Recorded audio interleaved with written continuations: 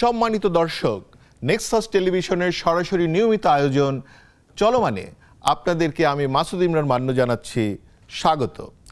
বরাবরের মতোই আমরা আজকেও একটি বিষয় নিয়ে হাজির হব এবং তার সাথে চলমান অন্যান্য বিষয়কেও যুক্ত করে আলোচনাকে এগিয়ে নিয়ে যাব। আজকের বিষয় হচ্ছে পুঁথিগত বিদ্যা আর পরহস্তে ধন। তবে আলোচনার আগে শুধু একটা কথা বলে নেই যে যেখানে 400-র উপরে শিশু মারা গিয়েছে শুধু হামে, 50,000-এর উপরে আক্রান্ত, এইটা একটা মহামারীর যে হয়েছে তা এখনো ঘোষিত হচ্ছে না, কিন্তু এটা একটি বড় দুর্ভাগ্যের সময় যাচ্ছে আমাদের সবার জন্য। এখন আসি আমরা মূল আলাপে। আমাদের এই আলাপের সাথে আজকে যে দুজন সম্মানিত অতিথি আছেন, প্রথমেই আমার ডান পাশে আছেন ব্যারিস্টার আল মামুন রাসেল, আইনজীবী, বাংলাদেশ সুপ্রিম কোর্ট, আপনাকে স্বাগত। আর আছেন doctor Rakib Al Hasan, youth leader এবং রাজনৈতিক বিশ্লেষক, আপনাকেও স্বাগত। আমাদেরকে আপনারা সরাসরি দেখতে পাবেন ইউটিউবে, নেক্সাস টেলিভিশন লাইভে এবং ফেসবুকের ভেরিফাইড পেজ নেক্সাস টেলিভিশনে আপনারা লাইভ দেখতে পারবেন এবং চাইলে পরেও টিউন করে আপনি আবারও আমাদেরকে দেখতে পাবেন। আমরা এখন মূল আলাপে চলে যাব, কারণ আমরা জানি যে গতকালকে একটা ইউনিভার্সিটি গ্র্যান্ড কমিশনের একটা বড় কর্মশালা শুরু হয়েছে এবং তার উদ্বোধনীতে উপস্থিত ছিলেন আমাদের প্রধানমন্ত্রী এবং তার পারিষদবর্গ। সংশ্লিষ্ট পারিষদরা এবং প্রধানমন্ত্রী, বিশেষ করে প্রধানমন্ত্রী এখানে কতগুলো বিষয় উল্লেখ করেছেন। একটা হচ্ছে বিশ্ববিদ্যালয়ের র্যাঙ্কিং কেন পিছিয়ে আছে, সেইখানে তিনি অনেক বেশি গুরুত্ব দিয়েছেন রাজনৈতিক নিয়োগকে, এবং দ্বিতীয় গুরুত্বের জায়গা উনি দেখাচ্ছেন যেটা হচ্ছে গবেষণা এবং সেই গবেষণা কী করে বাড়াতে পারে। আমরা এই দুটো বিষয়ে প্রথমেই আমি জানতে চাইব ব্যারিস্টার আল মামুন রাসেলের কাছে, যে রাসেল, আপনার কি মনে হয় এই বিষয়গুলো নিয়ে? জি, অসংখ্য ধন্যবাদ আমাকে চমৎকার প্রয়াসে যুক্ত করার জন্য। সাথে আমার সহ প্যানেলিস্ট এবং যারা নেক্সাস টেলিভিশনের দর্শক আছে তাদেরকে শুভেচ্ছা জানাচ্ছি। প্রথম কথা হচ্ছে, কালকে প্রধানমন্ত্রী যেই ভাষ্যটা দিয়েছেন, তিনি বলেছেন যে আমাদের বিশ্ববিদ্যালয়, পাবলিক বিশ্ববিদ্যালয়গুলো র্যাঙ্কিংয়ে না থাকার পেছনে মূল কারণ হচ্ছে রাজনৈতিক নিয়োগ। এটা আমি একবারে, এটা যে উনি অ্যাডমিট করেছেন বা এটা যে উনি বলেছেন, এটার জন্য আমি ওনাকে অ্যাপ্রিসিয়েট করি।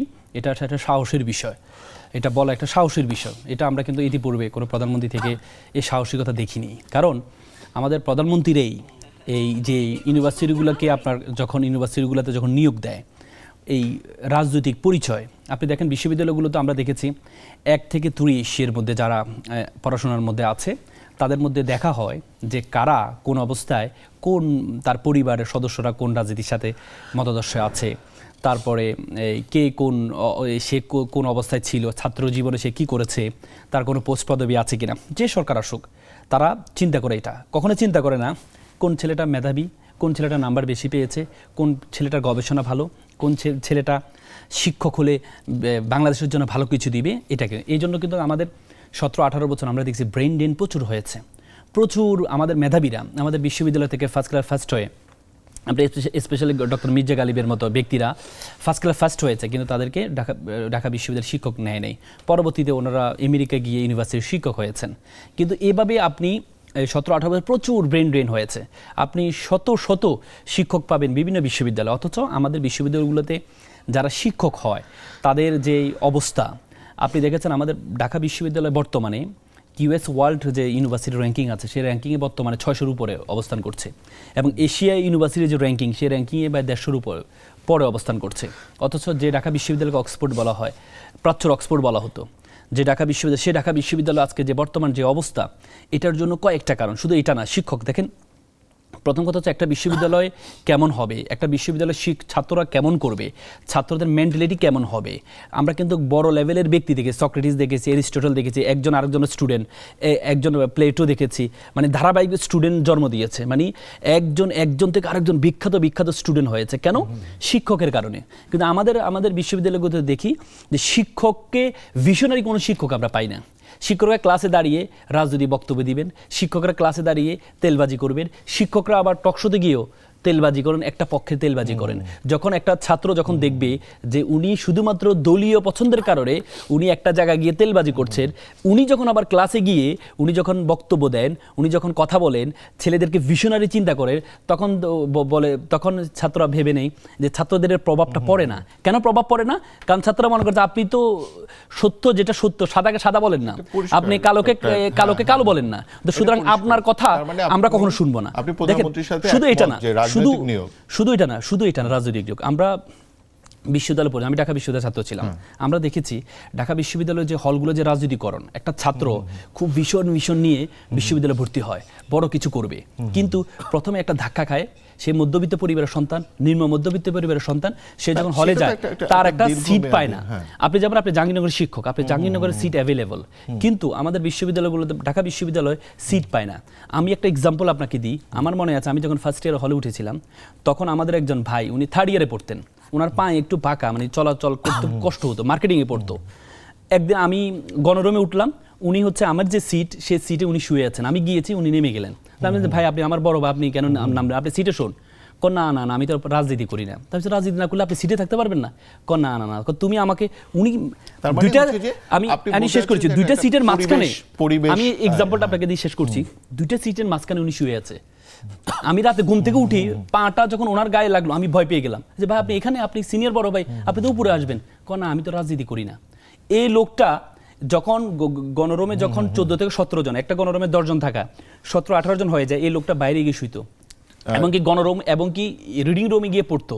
এই লোকটা পরবর্তীতে পরস্টার বিসিএস ক্যাডার হয়েছে, কিন্তু আরো ভালো কিছু করতে পারতো যদি তার জন্য পরিবেশটা থাকতো। এইখানে একটা বড় জিনিস আছে, আমরা যেটা নিয়ে ডাক্তার রাকিব আল হাসানের কাছে যাব, তারও পড়ার অভিজ্ঞতা, এবং একটা হচ্ছে যে আমাদের বিশ্ববিদ্যালয়ে আসলে ধরেন বিসিএস ক্যাডার হওয়াটাই কি আসলে একটা মানদণ্ড কিনা। 2 নাম্বার হচ্ছে যে রাজনৈতিক নিয়োগের কথার ক্ষেত্রে যখন এলো, সরকার নিজেই, যেটা ব্যারিস্টার আল মামুন রাসেল উনি উত্থাপন করবেন বলে আমি ভেবেছিলাম, যেমন ধরেন যে রাজনৈতিক যদি মাথাটাই রাজনৈতিকভাবে নিয়োগ হয়, যেটা হচ্ছে ভাইস চ্যান্সেলর বা এগুলো তো রাজনৈতিক নিয়োগ হচ্ছে, তাহলে পরবর্তীগুলো কি সেটা দ্বারা প্রভাবিত হবে কিনা, আপনার কি মনে হয়? জি, আপনাকে ধন্যবাদ। আমার সহ-আলোচক এবং দর্শকদেরকে সালাম এবং শুভেচ্ছা। শুরুতে আমি রাসেল ভাইয়ের সাথে একমত যে সেটা মাননীয় প্রাইম মিনিস্টার তিনি জিনিসটাকে অ্যাকনলেজ করেছেন। যে কোনো সমস্যা আগে অ্যাকনলেজ করাটা জরুরি, এবং যে কোনো রোগ ডায়াগনোস করাটা জরুরি। তো মাননীয় প্রাইম মিনিস্টার যখন কথাটা বলছিলেন, আমি দেখলাম ওনার পাশে বসায় কিন্তু শিক্ষকরা, মানে শিক্ষকদের পাশে বসে উনি কথাটা বলছিলেন। তার মানে উনি জানেন জিনিসটা, উনি পুরো মেকানিজমটা উনি জানেন কীভাবে হয়। তো যেহেতু উনি এটা অ্যাকনলেজ করেছেন, অ্যাকনলেজ করার চেয়ে বড় কথা হচ্ছে উনি ওপেন স্পেস এটাকে বলছেন, তার মানে ওনার মাথায় এটা আছে। এবং আমি যদি মানে একটা বইয়ের রেফারেন্স দিই, গাবি বৃত্তান্ত যিনি লিখছেন আহমেদ সফা, ওনার যে গুরু আব্দুর রাজ্জাক, তিনি ঢাকা ইউনিভার্সিটির টিচার হননি। তারপর আহমেদ সফাকে বাংলা একাডেমি পুরস্কার দেওয়া হয়নি।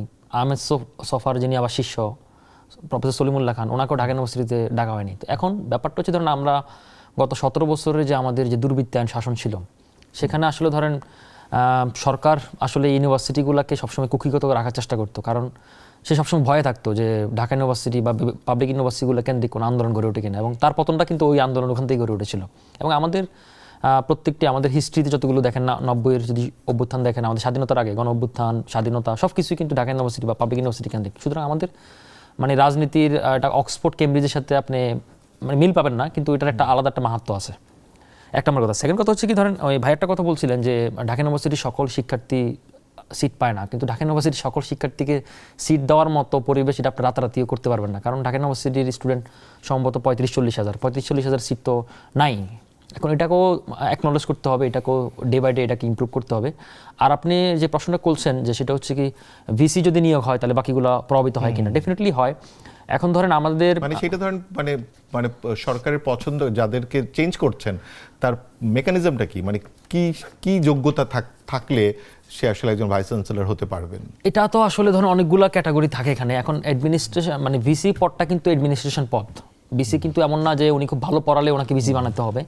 তো আমি মনে করি যে ধরেন এখানে যেটা আমরা বিগত সংস্করণ আমরা দেখেছিলাম, ইভেন আমরা এটাও দেখেছিলাম যে হাসিনার 5-4 একজন, উনি ঢাকা ইউনিভার্সিটির সরাসরি স্টুডেন্ট না, উনিও ভিসি হয়ে গেছিলেন, আরিফিন সিদ্দিক উনি হয়েছিলেন। তো এখন ব্যাপারটা হচ্ছে কি এই জায়গা থেকে আমাদের ভিসির চেয়ে বড় কথা হচ্ছে কি আমাদের ঢাকা ইউনিভার্সিটি মানে একটা বড় প্রশ্ন যে ইউনিভার্সিটিতে মানে হচ্ছে ওই ইউনিভার্সিটির ছাত্র হতে হবে এমন কোনো কথা আছে মানে কথা নাই, কিন্তু মানে ওনার কিন্তু এমন না যে উনি সরাসরি আন্ডারগ্রেড স্টুডেন্ট ছিল না, এমন না যে ওনার প্রোফাইল খুব ভারী ছিল, আমি সেটা মিন করলাম। এখন ব্যাপারটা হচ্ছে কি, ধরেন এটা একটা এডমিনিস্ট্রেশন পদ না, যেমন ধরেন আপনি যে উদাহরণ দিলেন আব্দুর রাজ্জাকের, মানে উনি কিন্তু কখনো প্রফেসরই হননি, আমি সেটাই আমি ওনার বললাম কিন্তু কোনো একাডেমিক পাবলিকেশনস কিছু নাই। ওনাকে যদিও ওনার কিছু মানে পছন্দের মানুষরা খুবই, উনি পলিটিক্যাল ইনফ্লুয়েন্সিয়াল ছিলেন, মানে পছন্দের মানুষরা দারুণ কিছু বানিয়েছে, কিন্তু আদতে কি একাডেমিয়াতে ওনার কি কোনো কন্ট্রিবিউশন আছে? একাডেমিয়াতে কন্ট্রিবিউশন বলতে ধরেন আপনি যদি একাডেমিক, আমরা যদি বলি ধরেন ঢাকা ইউনিভার্সিটি, ওই যে উনি বললেন প্রাচ্যের অক্সফোর্ড কেন বলা ছিল, ধরেন এখানে মানে মানে সত্যেন বোসের মতো লোকরা পড়াতে এসছে, হরিপদ মানে হরপদ শাস্ত্রীরা পড়াতে এসছে, এরা কেন কলকাতা থেকে কেন এসেছিল? কারণ প্রথম কথা হচ্ছে এরা কিন্তু অনেক বড় বড় স্কলার, এবং ওই অঞ্চলে তো তখন ওইটা ছাড়া কিছু ছিল না। না, ওটা কিন্তু কলকাতা ইউনিভার্সিটি ছেড়ে এসেছিল। কেন এসেছিল? এমনকি ডক্টর শহীদুল্লাহ, কারণ এই ইউনিভার্সিটির স্যালারি অনেক বেশি ছিল কলকাতা বিশ্ববিদ্যালয়ের চেয়ে।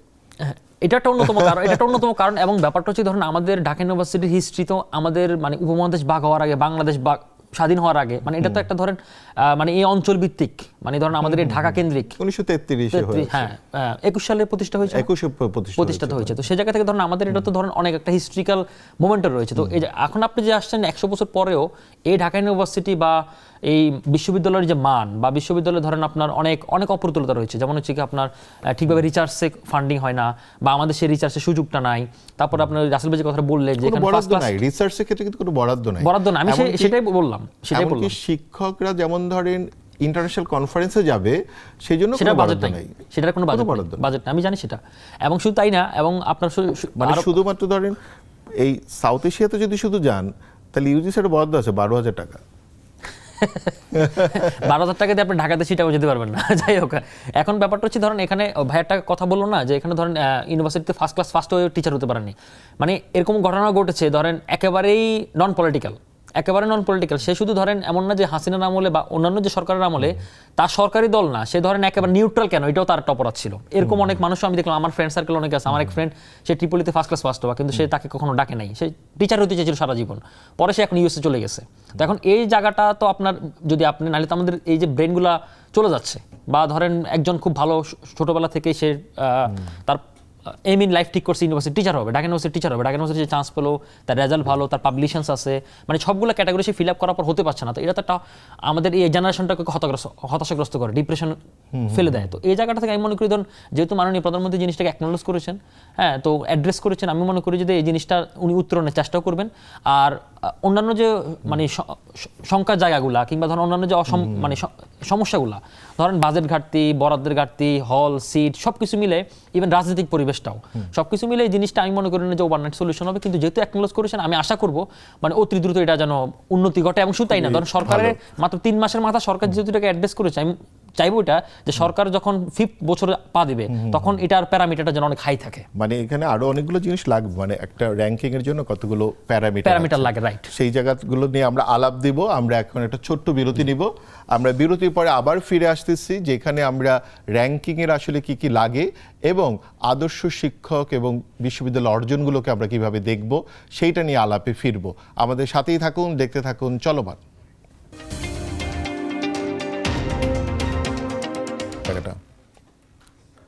ফিরে এলাম আবার চলমানে। আমরা যেখানে ছিলাম আলোচনায়, তা হচ্ছে ডাক্তার রাকিব যেখানে কথা বলছিল, আমি সেই কথা নিয়ে ব্যারিস্টার আল মামুন রাসেলের কাছে যাব। রাকিব প্রথম উদাহরণ দিয়েছে গাভী বৃত্তান্ত এবং আব্দুর রাজ্জাকের কথা বলছে। তো ধরেন যে আরেকটা কথা হচ্ছে একাডেমিয়া কিভাবে পরিচিত হবে, একাডেমিয়া তার একাডেমিক কাজের জন্য পরিচিত হবে এবং ওয়ার্ল্ড ওয়াইড সে কী কাজ করছে সেগুলো মানুষের কাছে নিয়ে যাবে, নাকি তার রাজনৈতিক অ্যাচিভমেন্ট নিয়ে মানে একাডেমিয়া যাবে? আপনার কি মনে হয়? দেখেন, আমি মনে করি এখন বর্তমানে আমাদের রাজনৈতিক যে মানে সংস্কৃতি বা যে কালচার আমরা দেখতে পাচ্ছি, সেটি হচ্ছে এই আগে এক সময় কিন্তু ঢাকা বিশ্ববিদ্যালয়ের শিক্ষকরাও কিন্তু আপনার পরবর্তীতে এমপি মন্ত্রী হয়েছে, এখনো আছে আমাদের মোশাররফ সাহেবের মতো ব্যক্তিরা, শিক্ষকরা ছেড়ে দিয়ে আসছে। তার মানে এক সময় ভালো ভালো একাডেমিশিয়ানদেরকে রাজনীতি নিয়ে আসা হতো ইউনিভার্সিটিকে ছেড়ে, কিন্তু আমরা এখন দেখতে পাই রাজনীতি যারা হয়, আপনি দেখেন এই রিসেন্টলি কিছু এই নিয়ে খুব ট্রল হয় যে গাড়ির পিছনে দৌড়াচ্ছে ছাত্র নেতারা 20 বছর 22 বছর ধরে, এই যে 6-7 সেশন 5-6 সেশনের ঢাকা বিশ্ববিদ্যালয়ের ছাত্র আজকে এখনো পর্যন্ত ছাত্র রাজনীতি করছে, এখনো পর্যন্ত হচ্ছে গাড়ির পিছনে দৌড়াচ্ছে। আপনি এটা নিয়ে খুব ব্যাপক হচ্ছে, কিন্তু বোঝা উচিত এটা কেন হয়, কারণ ওনারা মনে করে যে এইভাবে না করলে এটাকে রাজনীতি মনে করে, কিন্তু এটা তো রাজনীতি না, এটা তো রাজনীতি না। যদি আপনি যোগ্যতা অর্জন করেন, আমি দেখেছি এবার সরকার যেটা করেছে, আপনি দেখেন সাইদ আব্দুল্লাহ মতো ছেলে ঢাকা বিশ্ববিদ্যালয় হয়তো 14-15 সেশনের ছাত্র, সে আজকে 16-17 সেশনের ছাত্র, সে কিন্তু সরাসরি এভাবে গাড়ির পিছনে দৌড়ায় নেই কিন্তু, অথচ আজকে সে প্রধানমন্ত্রীর একজন হয়েছে কি বলে বিশেষ সহকারী হয়েছে। তো তাহলে এই যে যোগ্য ব্যক্তিদেরকে সম্মান দেওয়া, এটা কিন্তু অ্যাপ্রিসিয়েবল, এটা করতে হবে। কিন্তু এখান থেকে ছাত্র রাজনীতি যারা করে তাদের শিক্ষা দিতে হবে যে আমাদের শুধুমাত্র এখন আগের রাজনীতি করলে হবে না, শুধুমাত্র আগে গাড়ির পিছনে দৌড়ালে হবে না, শুধুমাত্র আমাদেরকে এই তেলবাজি করলে হবে না, আমাদেরকে যোগ্যতা অর্জন করতে হবে। আমরা দেখেছি, আপনি দেখেছেন এই যে ছাত্র যারা ঢাকা বিশ্ববিদ্যালয় থেকে পড়ুয়া, কিন্তু এদেরকে যখন একটা ইংরেজিতে এক দুটা লাইন বলতে দেওয়া হয়, আপনি দেখেছেন একটা ভিডিও মনে হয় ভাইরাল হয়েছে আবিদের, সেই তাকে একটা প্রশ্ন বিদেশি এক সাংবাদিক প্রশ্ন করেছে, সেই প্রশ্নের উত্তর দিতে গিয়ে 5 বার শুধু করেছে। তার মানে কি এই যোগ্যতা অর্জন করছে না। কারণ যদি মনে হয় যোগ্যতার একটা প্যারামিটার হয় যে আমাকে যোগ্যতা অর্জন করতে হবে, আমি খুব ভালো লাগছে ওই দিন রাজশাহী বিশ্ববিদ্যালয়ে যে ভিপি, সে কিন্তু মাস্টার্সে 4 আউট অফ 4 পেয়েছে, এবং কি একটা ছাত্র দলেরও সহসভাপতি, সেও 4 আউট অফ 4 পেয়েছে। এটাকে আমাকে উৎসাহ দিতে হবে। তুমি রাজনীতি করবা, কিন্তু তোমাকে পড়াশোনায় তোমার এক্সেলেন্সি থাকতে হবে। কারণ তুমি যখন মেধাবীদের নেতা হবা, তুমি যদি মেধাবীদের নেতা হতে চাও, তাহলে তোমাকে মেধাবী হইতে হবে। আপনি দেখেছেন এবার যে ছাত্র সংসদে বিফিরা এবং শিবিরের যে বিজয়টা হয়েছে, আপনি দেখেছেন সবগুলো আপনি মেধাবীদেরকে সবগুলো কিন্তু পড়াশোনায়, যেমন সাদিক ও ডিপার্টমেন্ট সেকেন্ড ছিল। আপনার কাছে তাহলে একটা জিনিস খুব পরিষ্কার যে ধরেন মানে পড়াশোনাটাই প্রধান একাডেমিয়াতে, সে আপনি রাজনীতি করেন যাই করেন আপনাকে এক্সেলেন্ট হতে হবে। যেমন ধরেন আমাদের এখানে ডাক্তার সাহেব আছে, ডাক্তার রাকিব আল হাসান, মানে সে কিন্তু পলিটিক্যালি খুবই কনসিয়াস মানুষ এবং ছাত্র অবস্থা থেকেই কনসিয়াস, কিন্তু একই সাথে সে মেধাবী, একজন ফিজিশিয়ান সে। তো ডাক্তার বললে আবার অনেকে তাকে পিএইচডি হোল্ডার মনে করতে পারে, কিন্তু সে একজন মানে ফিজিশিয়ান হিসেবে আছেন। আচ্ছা, আমরা এই আলোচনাকে একটু অন্য জায়গায় নিয়ে যেতে চাই। মানে এখানে কি আপনার কিছু যোগ করার আছে? যদি না থাকে তাহলে না, আমার খুব বেশি কিছু যোগ করার নাই। একটা জিনিস ভাই যে বললেন যে পিছনে বেশি দৌড়াচ্ছে, দেখুন এটা তো আসলে আমাদের অনেক পুরনো কালচার। আর ব্যাপারটা হচ্ছে ধরেন আপনি যে 6-7 সেশন এখন শেষ করতে পারেন এগুলো যে বলেন, কিন্তু আমাদের তো এই বাস্তবতাটা দেখতে হবে যে আসলে ধরেন ছাত্রদল নাম প্রকাশ্যে গত 20 বছর 15 বছর ক্যাম্পাসে উঠতে পারে নাই, অনেকে একাডেমিক অনেক ক্ষতিগ্রস্ত হয়েছে, ফ্যামিলিগতভাবে ক্ষতিগ্রস্ত হয়েছে, ইকোনমিক ক্ষতিগ্রস্ত হয়েছে। সুতরাং এগুলো আমাদের কনসিডারেশন রাখতে হবে, কারণ আমরা 17 বছর কিন্তু একটা জায়ান্টের সাথে আমরা লড়াই করেছি। সুতরাং মানে এই জিনিসটা টেনে এনে পুরনো জিনিস জায়ান্টকে নিয়ে আমরা একটু কথা বলি। সেই জায়ান্ট এবং ধরেন কিছু লোক সরাসরি হয়তো তার রাজনীতির সাথে ছিলেন না, কিন্তু হয়তো সমর্থন করতেন। এখন ধরেন তাকে দোসর বলে এই বার কাউন্সিল এবং মানে উচ্চ আদালত যে মানে আপনার ইসেদের যে নির্বাচনটা হলো, বার কাউন্সিল নির্বাচন, এইটা আমি আসলে রাকিবের কাছে আগে শুনতে চাই এটাতে মতামত, যে সেইখানে এই দোসর বলে একটা বড় অংশকে নির্বাচনে অংশগ্রহণই করতে দেওয়া হয়নি। তো এইটাকে আপনি কিভাবে দেখেন, এই যে খারিজিকরণের প্রক্রিয়া শুধু দোসর বলে? সম্ভবত আপনি আজকে ভারী ইলেকশন নিয়ে আপনি আমাকে প্রশ্নটা তুলছেন, আমি এটা নিউজও দেখলাম, সম্ভবত 30% মানে ভোট পড়েছে। যাই হোক, যেটা আসলে দেখুন এই মনস্তত্ত্ব এই রাজনীতি যে খারিজিকরণ রাজনীতি মানে বাতিল করা, সরাসরি বাতিলকরণের যে রাজনীতি, দেখুন এটা উচ্চ আদালতের আইনজীবীরা করছে এক্স্যাক্টলি। এবং আপনি দেখেন এখানে কিন্তু 2-3টা গ্রুপ, মানে এক গ্রুপ নিজের স্বগোত্রীয় গ্রুপ আরেক গ্রুপকে প্রত্যাখ্যান করছে। এটা কিন্তু আমি আপনি দিকে তাকে বাধা দিচ্ছি না, নিজেদের মধ্যেই। হ্যাঁ, এখন ব্যাপারটা হচ্ছে ধরেন আমরা প্রত্যেকটি মানুষেরই ধরেন পলিটিক্যাল চয়েস থাকতে পারে, যে কোনো মানুষেরই। আবার ধরেন আপনি এখন মানে আমরা গত 17 বছর একটা জিনিস দেখলাম, মানে হাসিনা কাউকে গাইল করার জন্য, যা দাড়ি টুপি আছে তাকে জঙ্গি বলতো, পলিটিক্যালি কাউকে গাইল করার জন্য বলতো সে জামাত শিবির, বিএনপি জামাত, হ্যাঁ, বা জামাত শিবির বা বিএনপি জামাত বা পাকিস্তানি পেতাত্তা।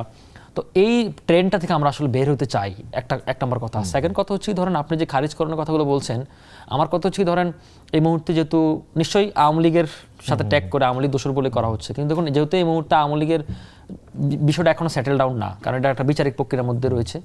আর এর বাইরে আমি মনে করি না যে ধরেন কাউকে যদি স্পেসিফিক যদি ধরেন মানে আওয়ামী লীগের, তো ধরেন আমি নিজে অনেক আওয়ামী লীগকে চিনি পার্সোনালি, ধরেন এরা যা সমর্থন করে, হয়তো শেখ মুজিবকে ভালোবেসে সমর্থন করে বা আওয়ামী লীগকে ভালোবেসে সমর্থন করে, কিন্তু এরা কোনোদিন বেনিফিশিয়ারি না। এরকম পরিচিত আমাদের অনেকে পাবেন, আত্মীয় স্বজনের মধ্যে অনেকে পাবেন। কিন্তু ঘটনা হচ্ছে ধরেন এখন তাকে যদি আপনি সেই ওবায়দুল কাদের পাল্লা বা হাসান মাহমুদের পাল্লা যদি মাপেন, তাহলে তো এটা তার প্রতি ইনজাস্টিস হবে। এবং দোষরের ক্ষেত্রে একই টার্ম। ধরেন আপনি যদি তার যদি কোনো অপরাধ থেকে থাকে, সে যদি আওয়ামী লীগের কোনো অবৈধ বেনিফিশিয়ারি থাকে, ইলিগাল বেনিফিশিয়ারি, লিগ্যাল বেনিফিশিয়ারি তো আমরা যে কেউ হতে পারি, ইলিগাল বেনিফিশিয়ারি যদি হয় বা সে যে রাষ্ট্রের যদি রাইটস তো তার পাওয়ার অধিকার রয়েছে, যে কোনো নাগরিকের রয়েছে, তো সেই জায়গা থেকে আমি মনে করি যদি এই ক্যাটাগরিতে যদি তার যদি অপরাধমুক্ত হয়, তাহলে তার শাস্তিকরণ দেশের তো অনেক প্রচলিত আইন রয়েছে, কিন্তু তাকে এভাবে অধিকার বঞ্চিত করাটা এটা একটা গুড প্র্যাকটিস না, এক নম্বর কথা। সেকেন্ড কথা হচ্ছে ধরেন এগুলো কিন্তু ধরেন আন্তর্জাতিক যে হিউম্যান রাইটস বলেন বা আন্তর্জাতিক সংস্থাগুলো যারা মনিটরিং করে তাদের চোখ কিন্তু এগুলো এড়ানো যাবে না। তো সুতরাং এগুলো যদি আপনারা করতে চাই, তাহলে কিন্তু আওয়ামী লীগ বারবার প্রাসঙ্গিক হয়ে যাবে। এখানে কিন্তু একটা ব্যাপার হচ্ছে, খেয়াল করবেন যে এখানে সরকারি দল বিরোধী দল সবাই মিলে কিন্তু এই আমি সেটাই সবার ক্ষেত্রেই বলছি, আমি এটা কাউকে দোষ দিচ্ছি না, এটা আমি স্পেসিফিক যারাই করতেছে আমি পুরো ট্রেন্ডি ডাকে আমি বলতেছি, ট্রেন্ডি ডাকে বলতেছি, উনি আর ভালো বলতে পারবেন যেহেতু এটা ওনার প্রফেশনাল লোক। দেখেন আজকে আমি ভোট দিয়ে আসছি, সুপ্রিম কোর্টের বারের ইলেকশন চলছে, ঢাকা বারের ইলেকশন হয়েছে, ভাই বললো যে 30% করেছে। হ্যাঁ, এটা একদিনে, 2 দিন, আগামী দিনও আছে ইলেকশন, আগামী দিনও আছে, 2 দিন ব্যাপী ইলেকশনটা হয়। আজকে প্রচুর বৃষ্টি ছিল, মানে আওয়ামী লীগ যতদিন ক্ষমতা ছিল এই বার কাউন্সিলে মনে হয় তারা জিততে পারেনি, মানে দল এটা সবসময় বিএনপি জিততো, টানা 5 বার বিএনপি জিতছে না, জিতে নাই। আমি আপনাকে বলি, দেখেন আওয়ামী লীগ প্রথম দিক থেকে প্রথমে নির্বাচনগুলো একটু স্বচ্ছ করেছে, মানে সুপ্রিম কোর্ট এবং আমাদের ঢাকা বিভিন্ন বারগুলোকে। লাস্টের 5 বছর এসে ওরা প্রত্যেকটা জায়গায় হস্তক্ষেপ করেছে, কোনো জায়গায় ভোট দিতে দেয় নাই। আজকে তো আমরা ভোট দিতে পেরেছি, আমরা এই গতবার এই আওয়ামী লীগের শেষ সময় ভোটও দিতে পারি নাই। এই যে বর্তমানে অ্যাটর্নি জেনারেল বর্তমান অ্যাটর্নি জেনারেল আমাদের কি বলে কাদল সাহেব, উনি সাধারণ সম্পাদক ছিল, ওনাকে ভোট দিতে দেয় নাই। উনি যখন আন্দোলন করেছে, পরবর্তী ওনাকে গ্রেপ্তার করে নিয়ে যাওয়া হয়, জেলেও ছিল উনি। তার মানে এই যে লাস্টের দিক থেকে আমাদের ঢাকা বারে আমরা দেখেছি, ঢাকা বারে না আপনি ধরেন কনসিকুয়েন্স ফলাফলটা কেন হয়, ফলাফলটা এখন কেন হচ্ছে, ধরেন এই যে আপনি ভোট দিতে দেন নাই, ভোটের অধিকার অনেক বিশেষজ্ঞ বলে আওয়ামী লীগ যেহেতু 3 বার নির্বাচনকে জোর করে মানুষের ভোট নিয়ে গিয়েছে, ন্যূনতম 3 বার ওদেরকে ইলেকশন করতে দেওয়া হবে না। এটা কেন? এটাকে বলে হচ্ছে ডিভাইন জাস্টিস। আপনার জাস্টিস নিশ্চিত করার জন্য যে আপনি 3 বার মানুষকে ভোট দিতে দেন নাই, তাহলে আপনি 3 বার আপনি নিজেও করতে পারবেন না, কারণ এটা তো তাদের কনসিকুয়েন্স, ফলাফল। আপনি ঢাকা বার, সুপ্রিম কোর্ট বারে তারা যেভাবে লাস্টের দিকে যা করেছে, ভয়ঙ্কর অবস্থা করেছে, আমরা তো আজকে গিয়ে ভোট দিতে পেরেছি। সেখানে তাদেরকে ভোট দিতে বাধা প্রদান করে নাই, না তাদেরকে ভোট দিতে বাধা প্রদান করেনি, তাদেরকে যেটা করেছে তাদেরকে নির্বাচনে দাঁড়াইতে প্যানেল আওয়ামী লীগের নিজস্ব প্যানেল দিতে নিষেধ করেছে, করতে দেয় না নাগরিক, কিন্তু তারা তো এখন বর্তমানে নিষিদ্ধ আছে। কিন্তু আমাদের আইনগতিক না, কিন্তু তাদের প্যানেলটা তো আওয়ামী প্যানেল, তারা তো আর স্বতন্ত্র প্যানেল না। আমি একটা জিজ্ঞেস করি, আমি আপনাকে বলি আইনজীবীরা প্যানেল আছে, বিএনপি, জামাত, আওয়ামী লীগ এরকম হবে কেন? না এই যে শিক্ষক আপনি যেটা বললেন, আমি আপনাকে বলি, তাহলে এটা কি বায়াসনেস হবে না? তার মতাদর্শিক বায়াসনেস। আমাদের তো প্রত্যেকটা জায়গায় প্রত্যেকটা যারা রাজনীতিকরণ করা হয়েছে, আপনি 3টা প্যানেল থাকে, একটা সাদা প্যানেল মানে আওয়ামী লীগের প্যানেল, তারপর নীল প্যানেল, এটা হচ্ছে এতদিন পর্যন্ত বিএনপি জামাতের ছিল, এখনকার সবুজ প্যানেলটা এখন জামাতের প্যানেল। তার মানে সাদা প্যানেল যারা আছে, যারা আওয়ামী লেখা থাকে তাদেরকে আপনি দেখেছেন। এই যে রাজনীতিকরণ কারণে কিন্তু একজন জাস্টিস বলেছে আমি একজন শপথবদ্ধ রাজনীতিবিদ। কেন? এই যে আমাদের এই বিচার ব্যবস্থা বলতে প্রত্যেকটা জায়গায় রাজনীতিকরণ ছিল। এখন কথা হচ্ছে যদি আপনি দলীয়ভাবে প্রভাবিত করা হবে না বিচারের, আপনি তো এটা তো হচ্ছে আইনজীবীদের নির্বাচন, মানে এটা তো আপনার বিচারপতি নিয়োগ বা না, এটা তো আইনজীবীদের নির্বাচন। আইনজীবীদের নির্বাচনে তারা যেহেতু এতদিন ভোটের অধিকার করেছে, আইনজীবীদের আমাদের ভোটের অধিকার দেয় নাই, তো সুতরাং এই জন্য তাদেরকে শাস্তি স্বরূপ সেটা হচ্ছে তাদেরকে হয়তো দিচ্ছে না। কিন্তু আমি মনে করি এসব পেশা জায়গায় যেখানে পেশা আছে, যেমন আইনজীবী বলেন, শিক্ষক বলেন, সেখানে রাজনীতিকরণটা করা ঠিক না। যদি আমরা রাজনীতিকরণটা আমরা দেখেন তত্ত্বাবধায়ক সরকারটা বাতিল করেছে এবিএম খায়রুল হক তার রাজনৈতিক নিয়োগের কারণে, সে যে রাজনৈতিকভাবে নিয়োগ হয়েছে এজন্য কিন্তু পরবর্তীতে সেই তার রাজনৈতিক কমিটমেন্ট রক্ষা করার জন্য তত্ত্বাবধায়ক সরকারকে বাতিল করেছে। উচ্চ আদালতের আইনজীবীরা তো আসলে সকল আইনজীবীদের জন্য এবং বাংলাদেশের নাগরিকদের জন্য মানে রোল মডেল হওয়ার কথা। রোল মডেল আমরা তো দেখেছি আমাদের উচ্চ আদালতে। আমি মনু ভাই আমি এটা শেষ করে দিচ্ছি, আমাদের এমন বিচারপতি আছে মানিক সাহেব এখন জেলে আছেন, উনি যখন আইনজীবী ছিলেন তখন উনি বিচারপতির দরজা, প্রধান বিচারপতির তারা তো দরজায় সব খারাপ কাজ দরজা করেছে। লাথি আমার মেরে কোনো সমস্যা নেই। পরবর্তীতে তাকে অ্যাওয়ার্ড স্বরূপ তাকে পরবর্তীতে বিচারপতি আমি বানানো আপনাকে হয়। বলি যে ওই রেজিমে যা যা হয়েছে সব খারাপ হয়েছে, কিন্তু এখনো সেইটার সেম ঘটনাই ঘটবে কিনা আমার প্রশ্ন হচ্ছে এটা। মানে রাকিব, আপনার কি মনে হয়? যেমন ধরেন মানে আমি এক সেকেন্ডে আমার খালি ওনার কথা শুনতে শুনতে একটা কবিতার লাইন মনে পড়লো যে আমার এই ঘর ভাঙিয়াছে যে বা আমি বাঁধি তার ঘর, আপন করিতে কাঁদিয়া বেড়াই যে মরে করেছে পর। তাহলে আমাদের এই ধরেন মানে ইনটলারেন্স, মানে এই যে আইনজীবীদের মধ্যে যে ইনটলারেন্স, এটাকে আপনি কিভাবে দেখতেছেন? দেখুন, আমাদের আসলে বাংলাদেশের যে পলিটিক্যাল কালচার, সেই পলিটিক্যাল কালচারে 3টা শ্রেণীকে খুব বেশি পলিটিসাইজ করা। 1 নম্বর হচ্ছে আইনজীবী শ্রেণী, 2 নম্বর হচ্ছে শিক্ষক, 3 নম্বর হচ্ছে চিকিৎসক। তিনটাতেই, এবং তিনটাই কিন্তু সাধারণ মানুষকে সেবা দেওয়ার জন্য, তাই না? প্রত্যেকটা সাধারণ মানুষের জন্য, এবং মানে আমাদের সোসাইটিতে খুব একটা ক্রিম প্রফেশন তিনটাই। এখন এই জায়গাগুলো যদি পলিটিসাইজ করা হয় তাহলে ধরেন মানে সাধারণ মানুষ তো আস্থা মানে পায় যেমন না। ধরেন আওয়ামী রেজিমে যা হয়েছে এখনো তাই না, হতে আমি হবে তো কিনা? আপনার আগের বক্তব্যে আমি বললাম যে সেটাকে আমি সমর্থন করি না, এবং হচ্ছে কি ধরেন এটা করে আপনি আওয়ামী লীগ আরো বেশি প্রাসঙ্গিক করতেছেন। কারণ তাকে এখানে ধরেন যদি ভোট করতে দিতেন তো সে কি করবে? মানে আমার কথা হচ্ছে সে কি করতে পারবে? সে তো হাসিনাকে ফেরত আনতে পারবে না, বা ওবায়দুল্লাহকে ফেরত আনতে পারবে না, বা আওয়ামী লীগকে ধরেন মাঠে প্রাসঙ্গিক করতে পারবে না। কিন্তু এগুলা করতে করতে আপনি এগুলো করে বরং তাকে প্রাসঙ্গিক করতেছেন। কারণ ধরেন এই যে সে এখন আলোচনায় আসলো, আজকে যদি এটা করতে না দিতেন তাহলে আমাদের এই টপিক সেটা আসতোই না, এক্স্যাক্টলি একটা আসতেই না। এবং শুধু তাই না, ধরেন এগুলো করতে যায় আমি ধরেন বিভিন্ন হিউম্যান রাইটস তারা তো অনেক ভেরিফাই করে, এগুলোকে অনেক মনিটরিং করে, তো তাদেরও দৃষ্টি আকর্ষণ হবে ওকে। অনেক। তো সুতরাং এই জিনিসটাকে আমি কখনোই সমর্থন করি না। আমি মনে করি পলিটিক্যাল পার্টিগুলো এগুলোকে সিরিয়াসলি নেওয়া উচিত। একটা বিরতি নিয়ে ফিরে আসি। আমরা নিচ্ছি ছোট্ট একটা বিরতি, এরপরে আমরা আরেকটা ভয়াবহ বিষয়ের আলোচনায় ঢুকব, তা হচ্ছে জুলাই আন্দোলন এবং তা যুক্তরাষ্ট্রের ষড়যন্ত্র কিনা, সেইটা আমরা খুঁজতে বসবো। আমাদের সাথেই থাকুন, দেখতে থাকুন চলমান।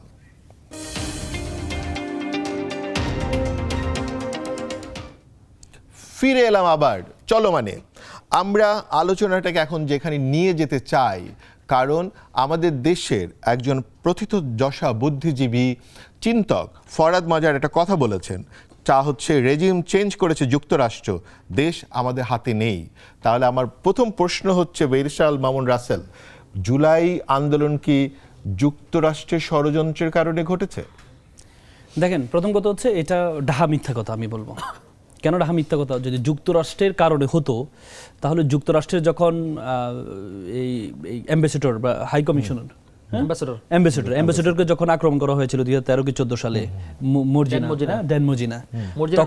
মজিনা, তখনই কিন্তু তারা একটা কিছু করতো। দেখেন, যুক্তরাষ্ট্র আমাদেরকে যেটা করেছে, এবারে আমাদের আন্দোলনটা ছাত্ররা করেছে।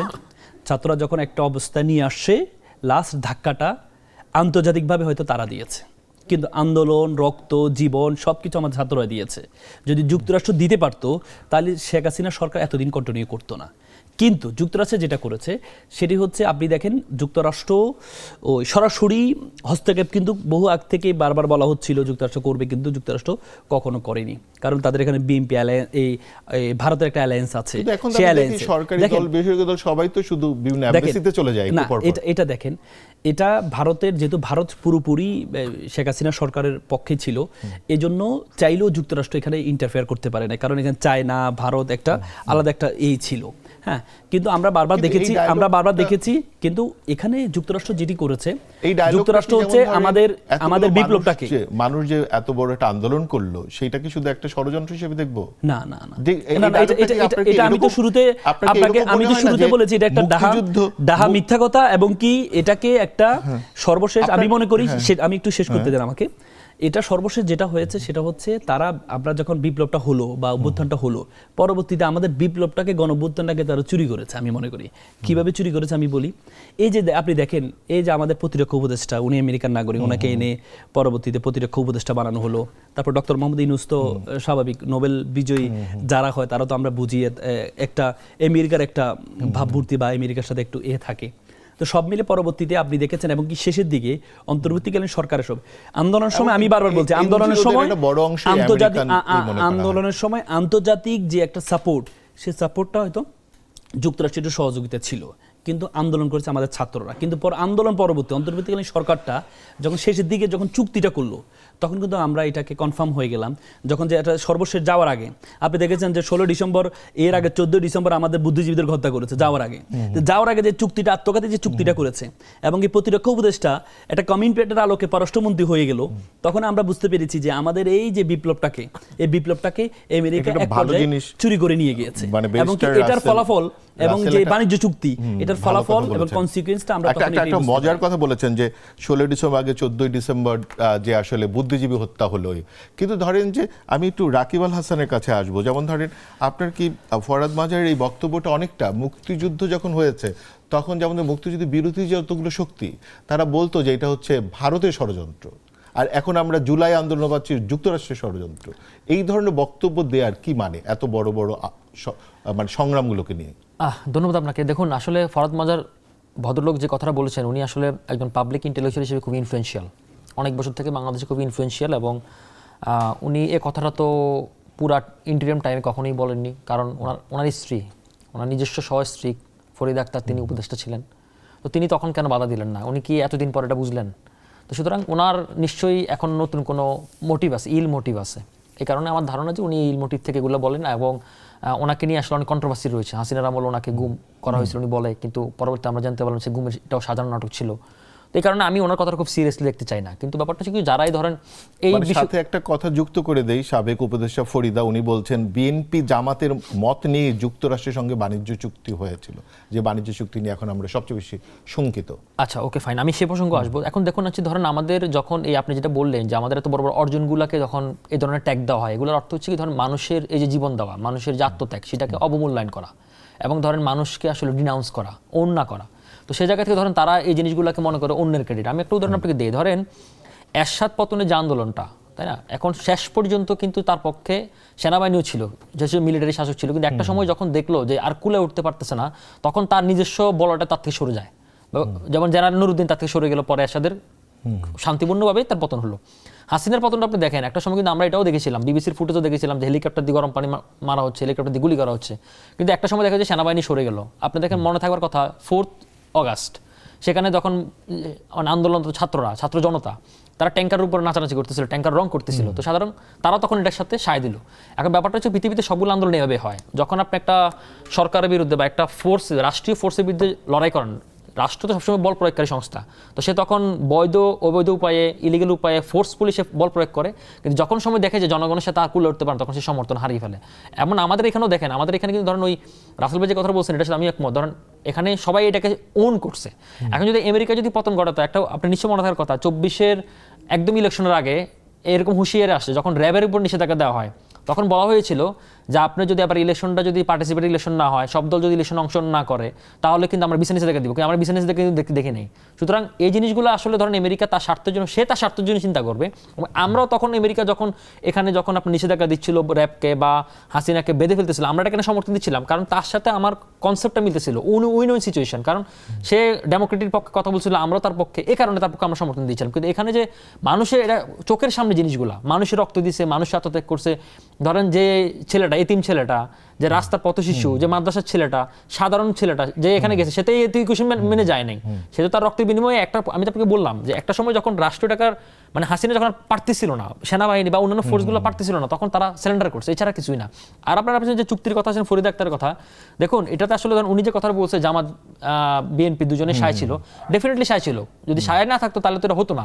বা ধরে নিলাম এটা এখনকার যিনি পররাষ্ট্রমন্ত্রী ডক্টর খলিলুর রহমান, তিনিও বলেছেন যে আমরা কিন্তু সকলের মত নিয়ে করেছি, যদিও পরবর্তী সময় যুক্তরাষ্ট্র পক্ষে না থাকলে না পক্ষের কথা ব্যাপারটা না, ব্যাপারটা হয় কি, যখন ট্রাম্প যখন রেসিপ্রোকাল ট্যারিফ দিল প্রথমে বাংলাদেশকে 37%, এটা কমে কমে ভারতকে 50% দিল, কমে কমে সেটা আনলো। এখন প্রশ্ন আপনারা তুলতে পারেন যে এখানে ধরেন আমাদের সমমনা 15টা দেশকে তারা তখন এরকম ট্যাক্স মানে ট্যারিফ দিল, ট্যারিফগুলো ধরেন মালয়েশিয়া, ভারত, ইন্দোনেশিয়া, ফিলিপিন, তারপর হচ্ছে কম্বোডিয়া, সবাইকে দিল। কিন্তু ঘটনা হচ্ছে কি, আমরা পরবর্তী গাছটা দেখাতে পারছি না। ধরেন এটা তাই মনে করি, ধরেন এই বিগত যে সরকারটা ছিল, এনজি সরকার, তারাই এই মেকানিজমটা করে গেছে, কারণ যাতে পরবর্তী সরকারের উপর লোডটা পড়ে। উদাহরণ আপনাকে দেই, ধরেন 12 ফেব্রুয়ারি ইলেকশনটা হলো, আমি শেষ করি, 12 ফেব্রুয়ারি ইলেকশনটা হলো, 9 ফেব্রুয়ারি তোমার 72 ঘন্টা আগে, তখন ইলেকশন কিভাবে শান্তিপূর্ণভাবে করতে হবে এটা কনসেন্ট্রেশন না রেখে 9 ফেব্রুয়ারি তুমি কি করে এটা চুক্তিটা করো, যে চুক্তিটা আমেরিকার কোর্টে 20 ফেব্রুয়ারি বাতিল হয়ে গেছে, তার মানে এটা দায়ভার তুমি কেন নিছো? ইভেন মালয়েশিয়া এটাকে বাতিল করছে, ইন্ডিয়া স্থগিত করছে, কম্বোডিয়া স্থগিত করছে, সুতরাং তোমার কাছে তো দায় ঠেকা পড়ছে।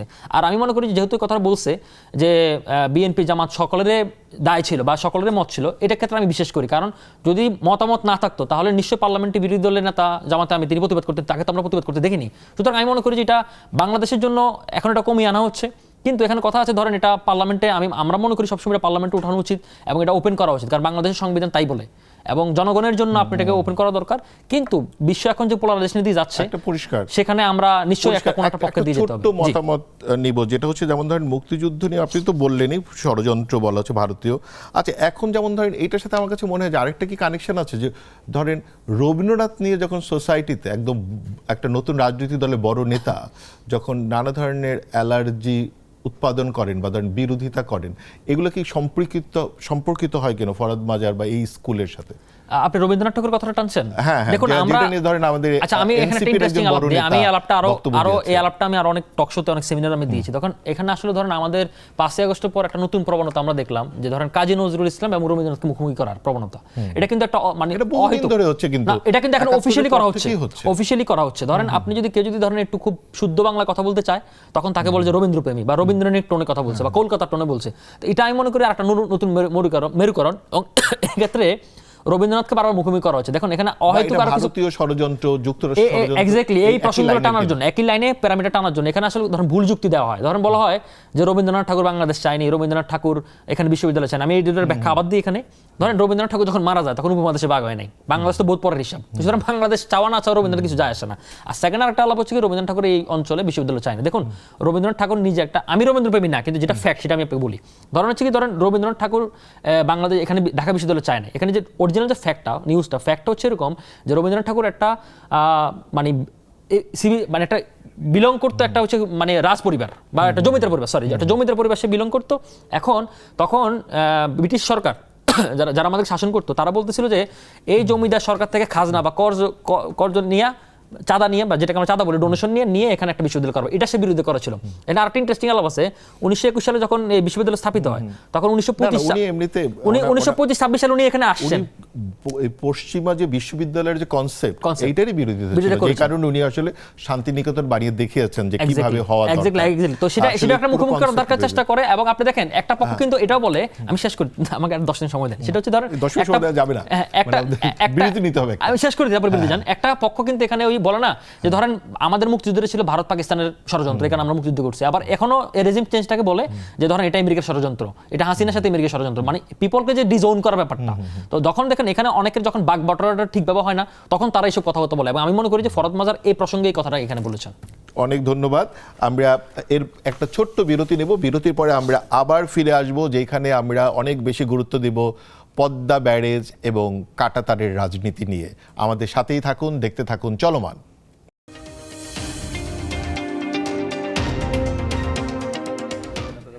ফিরে এলাম আবার চলমানে। আমাদের আলোচনা যেখানে ছিল সেই আলোচনাটিকে আমরা এখন জুলাই থেকে নিয়ে যাব নতুন ইস্যুতে, নতুন বিষয় আজকেই ঘটেছে গরম গরম, তা হচ্ছে পদ্মা ব্যারেজ।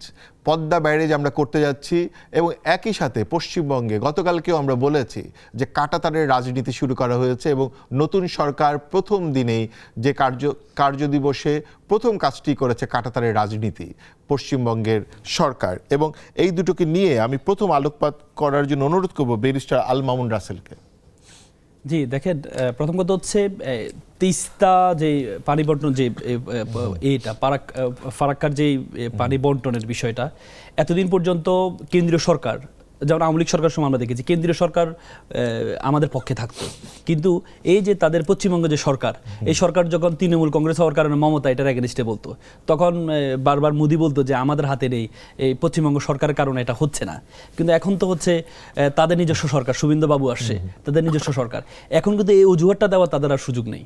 তারা আর বলতে পারবে না যে পশ্চিমবঙ্গ সরকারের কারণে আমরা আপনাদের সাথে পানি বন্টন চুক্তিটা করতে পারছি না বা সমবন্টন করতে পারছি না পশ্চিমবঙ্গের হস্তক্ষেপের কারণে। এটা আমাদের জন্য একটা সুযোগ সুযোগ এখন আমরা দেখব।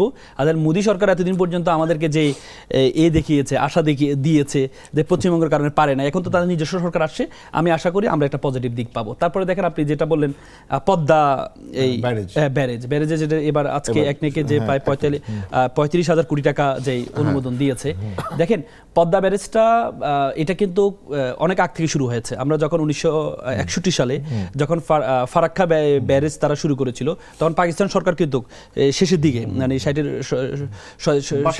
দশকের শেষের দিকে, তখন কিন্তু এই যে তিস্তা ব্যারেজ নিয়ে কার্যক্রম শুরু করেছিল। পরবর্তীতে আমাদের বিএনপি সরকার যখন 2004 কি 2005 একবার ট্রাই করেছে, চেষ্টা করেছে। পরবর্তীতে 13 সালে আমরা দেখেছি আওয়ামী লীগ এটাকে একটু শুরু করেও পরবর্তীতে ভারতের হস্তক্ষেপের কারণে পারে না। এখন কথা হচ্ছে দেখেন এটা আমাদের জন্য খুব গুরুত্বপূর্ণ পদ্মা ব্যারেজটা। পদ্মা ব্যারেজটা কারো গুরুত্ব, আমাদের কিছু নদী আছে যেমন গড়াই, ইছামতি, যে নদীগুলো, এই নদীগুলো কিন্তু পুনর্জীবিত করার সুযোগ আছে। আপনি যখন এই ব্যারেজটা করবেন তখন এই নদীগুলো পুনর্জীবিত হবে। এবং আপনি জানেন আমাদের বিদ্যুতের সংকট আছে, জলের কারণে আমরা শুধুমাত্র একটা কাপ্তাই জলবিদ্যুৎ কেন্দ্র আছে। এই যে পানির স্রোত বা পানির এইটা না থাকার কারণে আমরা কিন্তু জলবিদ্যুৎ কেন্দ্র করতে পারি না। যদি আমরা সেখানে একটা তিস্তা ব্যারেজ করতে পারি তাহলে আমাদের সেখানে পানি জলবিদ্যুৎ কেন্দ্র করার একটা বড় একটা সুযোগ আমাদের হবে। আমাদের এই দক্ষিণ পশ্চিমাঞ্চলে কিন্তু ভয়ঙ্কর অবস্থা, মানে আপনার কৃষিকাজ হচ্ছে না পানির অভাবে। এটা যদি আমরা করতে পারি, কিন্তু এটা একটা বড় চ্যালেঞ্জিং বিষয়। আসলে এই সরকার যে স্টেপটা নিয়েছে আমি তাদেরকে অ্যাপ্রিশিয়েট করি। আমি মনে করি সাহসের বিষয় না। তিস্তা ব্যারেজের বিষয় তো যেহেতু তিস্তা ব্যারেজের একটা কমিটমেন্ট আছে, 30 বছরের একটা চুক্তি আছে, 96-তে যে 30 বছরের একটা আছে, সেটা তো এবার কেন্দ্রীয় সরকার এটা বাস্তবায়ন করবে। কিন্তু আমার কাছে যেটা মনে হয় এটা বাস্তবায়ন করতে গিয়ে এই পদ্মা ব্যারেজটা এটা একটা সাংঘর্ষিক হয়ে যায় কিনা, এটা একটা বিষয়। তখন এটা আমাদেরকে করতে দিবি কিনা, বা এটা আমরা কতটুকু কন্টিনিউ করতে পারবো। কারণ বেগম জি একবার কন্টিনিউ করেছেন, কন্টিনিউ করে শেষ করতে পারেন নাই। শেখ হাসিনা শুরু করেও ভারতের হস্তক্ষেপে শেষ করতে পারে নাই। এখন বর্তমানে আমাদের প্রধানমন্ত্রী যে কার্যক্রমটা নিয়েছে আমি এটা অ্যাপ্রিশিয়েট করি। আমি মনে করি ফারাক্কার এগেইনস্টে আমাদের পদ্মা ব্যারেজটা খুবই গুরুত্বপূর্ণ। তাহলে এই যে আমাদের একটা রাজনৈতিক নেগোসিয়েশন, হ্যাঁ, আপনাকে দুইভাবে আপনি করতে পারবেন। যখন আমাদেরকে আমরা পানি দুই দিকে পানি, আমাদের যে এই স্রোতটা বন্ধ করে দিয়েছে, আমাদের ওই অঞ্চল উত্তরবঙ্গ অঞ্চল কিন্তু পানিতে তিস্তায় যান আপনি, পানি শূন্যতা ভয়ঙ্কর অবস্থা ধারণ করেছে, খা অবস্থা, পানি নেই, হ্যাঁ ভয়ঙ্কর অবস্থা। আমাদের কৃষিকাজ হচ্ছে না, কিছু হচ্ছে না। তারা আমাদেরকে আন্তর্জাতিক চুক্তি আছে, চুক্তির আলোকে পানি আমাদেরকে দিচ্ছে না। শুধুমাত্র আমাদেরকে বিভিন্ন জিনিস দেখায়, একবার দেখায় পশ্চিমবঙ্গ সমস্যা, আবার দেখায় কেন্দ্রীয় সমস্যা, বিভিন্ন সমস্যাগুলো আমাদের দেখায়। কিন্তু আমি মনে করি এই পদ্মা ব্যারেজটা যদি আমরা শুরু করতে পারি তাহলে আমরা একটা নেগোসিয়েশন করতে পারবো এবং একটা উইন উইন সিচুয়েশন আমাদের হবে। আমি খুবই ভালো বলেছেন ব্যারিস্টার আল মামুন রাসেল।